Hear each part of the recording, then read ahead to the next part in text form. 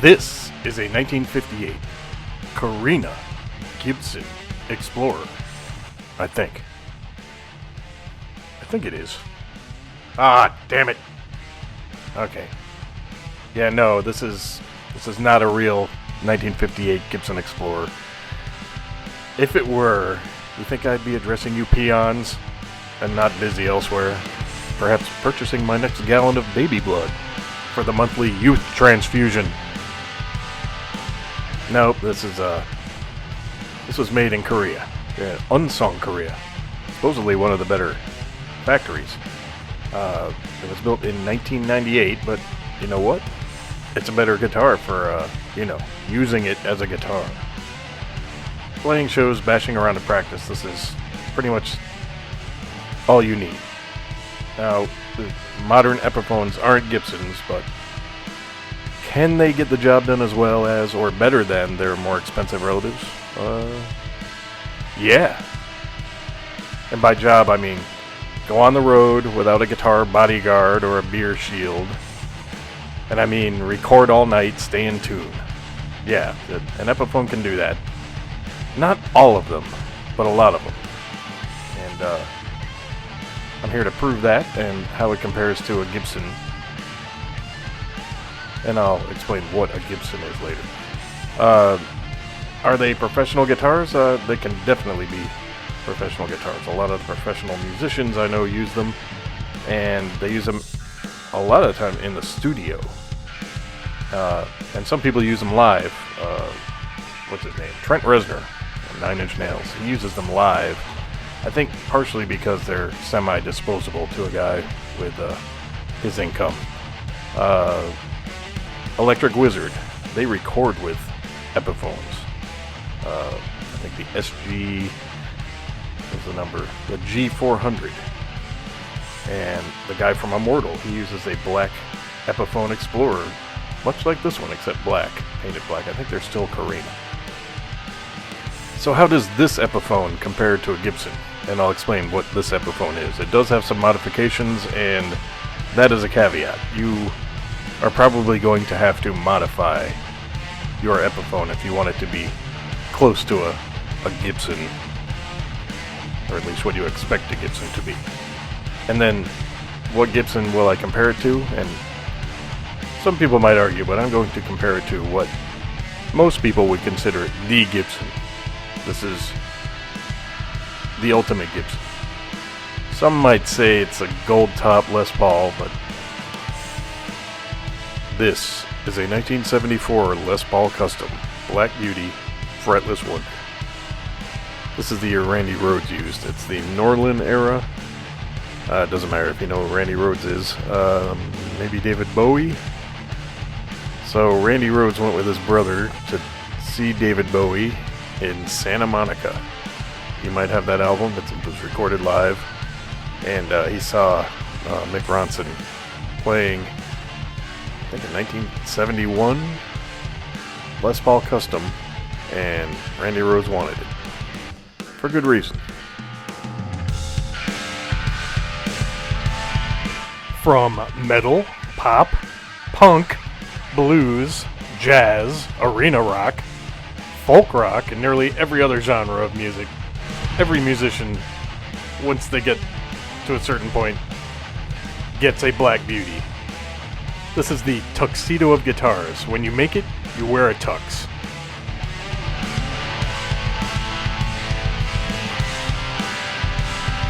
So, here are the two contenders.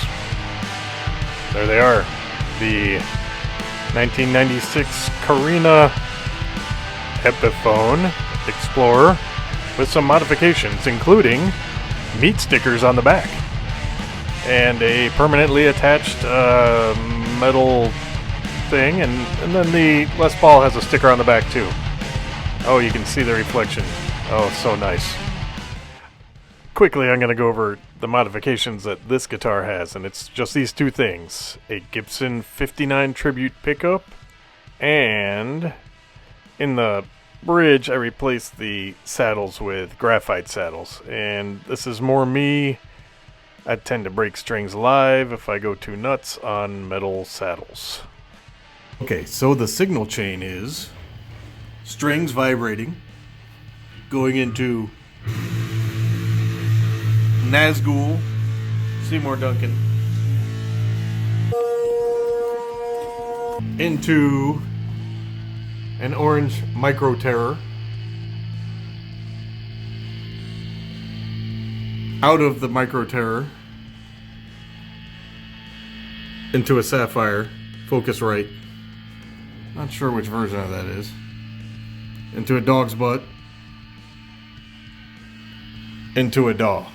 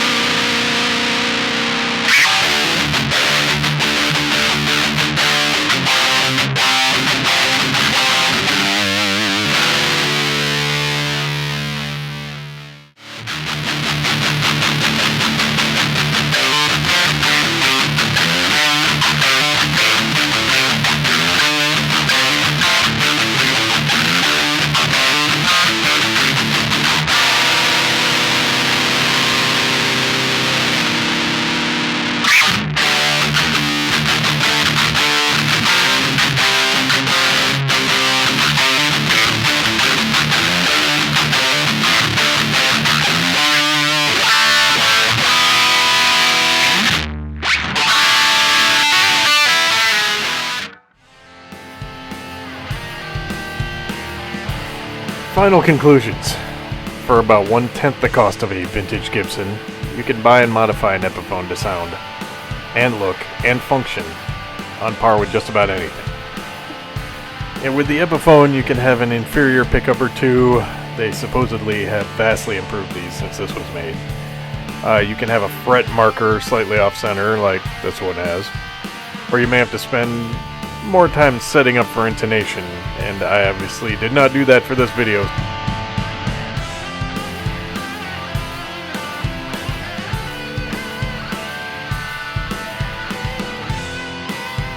But if you're willing to deal with these things, you will get a great guitar for a fraction of the price that a blues lawyer pays to stare at his Gibson on a wall to show clients and then play with their friends in their man caves once a month.